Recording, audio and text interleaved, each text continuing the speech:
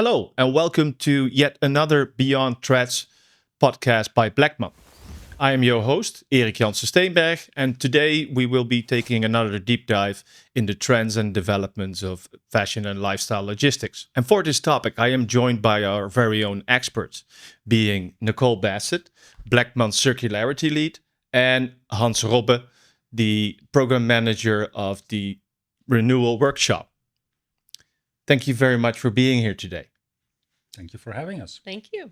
Nicole, Hans, to kick things off, what is circular fashion?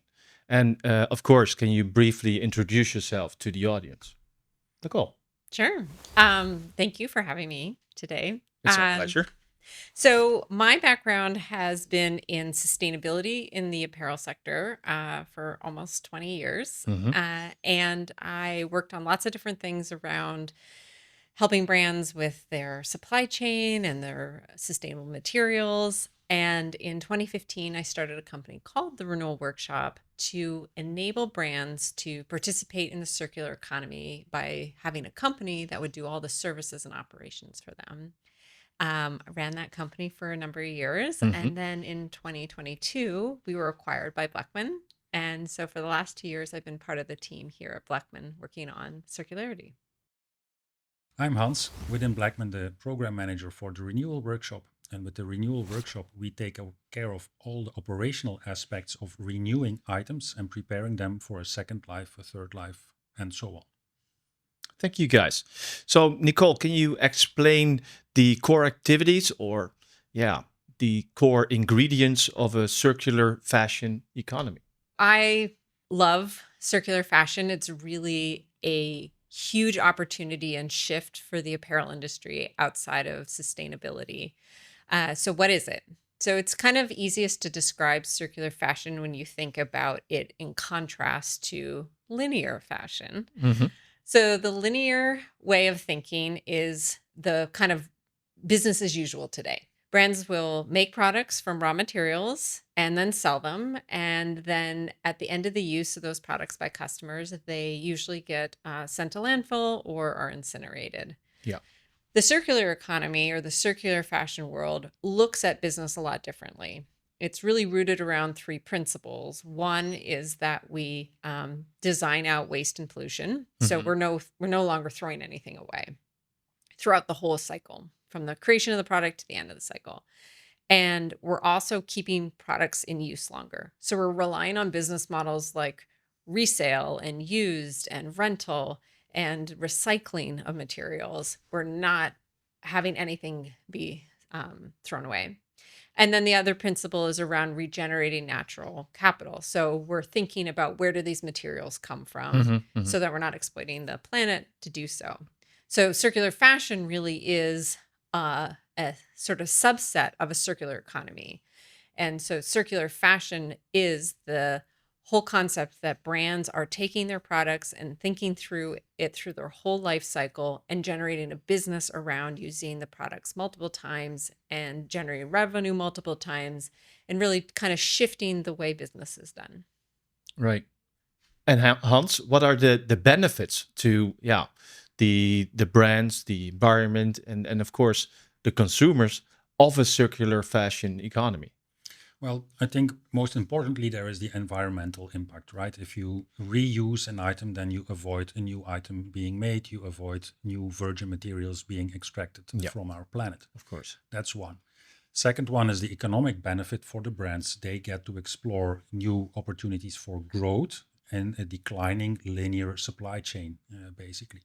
And for consumers, it's also an opportunity to explore new types of garments and to express themselves maybe as I'm a person that really cares for the environment and I'm wearing something that has already been worn before, or I'm renting an item and I'm not buying a new item. I'm not buying into the linear fashion industry. Yeah. And Nicole, why do we now see that it is also the customers that are driving this push towards a more sustainable fashion practice, what we tend to call the green wave that is coming for us?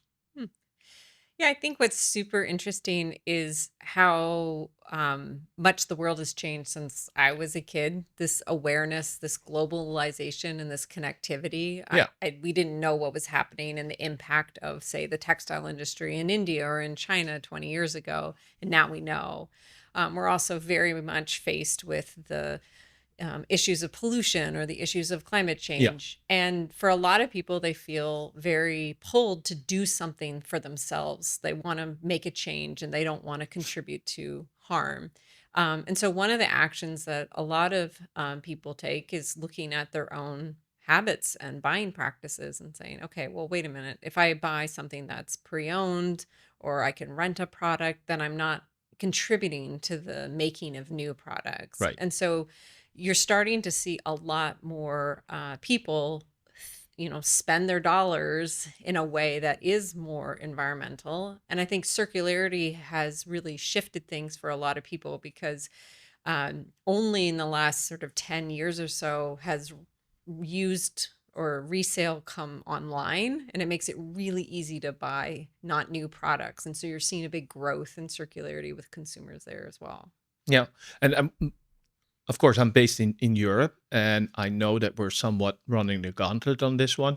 But to what extent do you see that also the changing legislation is a contributing factor to, yeah, the ever quicker evolution of circularity? Well, I think legislation is definitely an important factor, but it's not yet moving brands at the speed that they should be moving. Let's say we know, everybody knows that certainly within Europe by 2030 there will be the Green Deal translated into local binding legislation, Yes, but that's still 5 to 6 years from now. And so we see a bit of a hesitation at brands. What exactly will this legislation be? What way do we have to react to it? But it is clear that it will become mandatory to have circularity at the basis of your business model. yeah, yeah, And maybe I'll add to that, being based in the US, there isn't that same level of legislation. There's a couple of laws getting passed around textile waste or extended producer responsibility, but it's like a couple of states. Whereas what's happening in Europe is so important and it's a big deal. Like it's a real big deal because the industry has had the last 10, 15 years to voluntarily clean up correct. the Yeah, mess. yeah, And now legislation has come in and it's actually really robust and thoughtful Yeah. legislation looking at waste, looking at designing for circularity. Mhm. It's really thinking through all the components that are going to be needed to create a circular economy for the fashion industry. yeah. Looking at the enormous peak in interest in fast fashion, I don't think it's a moment too soon. Yeah, No. so somewhat of a counter movement, so to speak.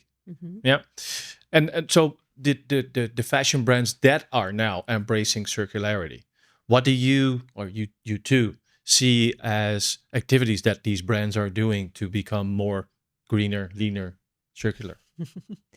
Yeah, I think there's a lot of things that are happening around circularity. So one thing I think is a helpful differentiator to think about is in sustainability, there was a lot of talk about I'm replacing my conventional cotton with organic. Yeah, There's a lot of swapping. yeah, Okay, I have my conventional polyester, now I have recycled polyester, all of that. In circularity, what's trickier is that we are talking about a systems change. We're talking about not only do your products have to change, but the whole business around it. yeah. So for a brand, that's a lot. Cradle to grave. Yeah. Yeah, and now we're shifting it to cradle to cradle. Oh, correct. Of Yeah. course. And so you can imagine everyone's doing business one way, and now you have to do it business a different way. So what we're seeing is there's a lot of things that have to change. And so you'll see a lot of opportunities. So for example, one of the biggest challenges in a circular economy is we don't know what the product is later on in its life. Mhm, You mhm. take the jacket home, you cut off the hang tag, you wear it for 2 years, and then you send it back to the brand. I have no idea what this jacket is or what its MSRP was or anything. So the introduction of digital ID is critical. Mhm. So there's legislation around the digital product passport, which is going to help push this forward.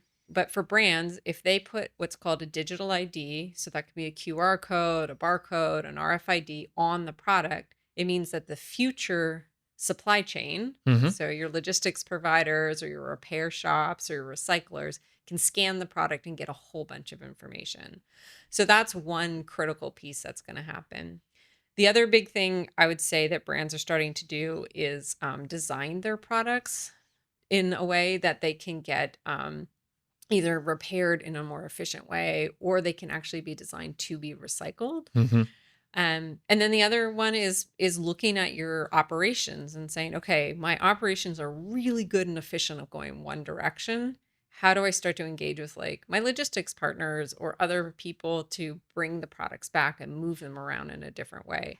So you're starting to see some brands invest in that. Yeah, yeah. And do we have examples, Hans, on success stories, so to speak, of brands that are tapping into the existing possibilities at the moment? Yeah, sure. We already do see a couple of brands launching their re-commerce program or their rescue program. For example, we have COS, which is part of the H&M group, that is running a trade-in and resale program. So customers can send back pre-worn items. They get a voucher in return for them. We renew these items in our facilities and we prepare them for resale, and they are then sold in, I think it's about 17 stores now across Europe, in a separate corner as a restore collection. Yeah. But we also have a company like Otrium, for example, the online outlet platform, which is suffering from high rates of returns, as is overall the case, I think, in the fashion industry. Yeah. And they decided to have all their damaged returns repaired back to new state so that they can be sold as new. And that's a pretty maybe easy step to take, but still we don't see a lot of brands doing this. The common practice is still, if a return is damaged, and we stockpile it on the pile of damaged items, and then after a couple of years, typically they are discarded.